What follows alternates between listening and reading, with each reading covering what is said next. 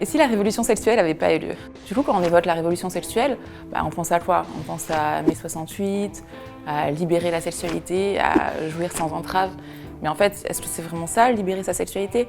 Pouvoir jouir à tout va? Moi, je ne pense pas. Je me fais un peu le porte-voix dans ce livre de toute une génération qui remet ça en question. Quand je pense au fait que 25% des jeunes filles ne connaissent pas leur clitoris, qu'on érotise encore beaucoup ce rapport entre deux personnes, ou ce qu'on appelle la culture du viol, où en fait la femme voudrait pas trop, elle dit non, mais finalement elle veut quand même et il faut la forcer un petit peu. Et puis de toute façon on a bien le droit. Quand on pense qu'aujourd'hui les rapports sexuels ils sont encore très axés sur la pénétration pénis-vagin, parce que évidemment le rapport il est hétérosexuel et il doit finir par une éjaculation. Pourquoi finir par une éjaculation?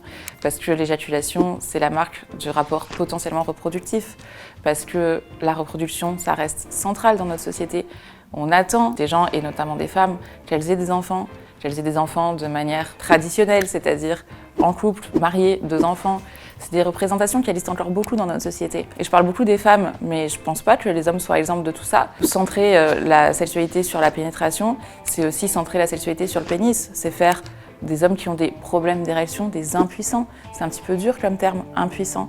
Et puis c'est aussi les amputer de toute une partie de leur sexualité. Et je pense notamment à la sexualité prostatique, qui paraît-il est assez incroyable. Et du coup aujourd'hui, il y a plein de gens, et moi j'en fais partie, qui remettent un petit peu en question tout ça, qui remettent en question toutes ces normes qui régissent notre sexualité.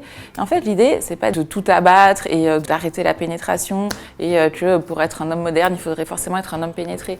Pas du tout. Mais l'idée, c'est de se dire que on peut aussi questionner toutes ces normes. On peut essayer de comprendre tous les rapports de domination qu'il peut y avoir, tout ce qui traverse la sexualité en fait, et tout ce qui fait que dans notre société, il faudrait se conformer ou forcément être en dissidence de normes sexuelles. Ce qui pourrait être une nouvelle libération sexuelle, ça pourrait être d'ouvrir un peu les possibles, d'inventer notre sexualité.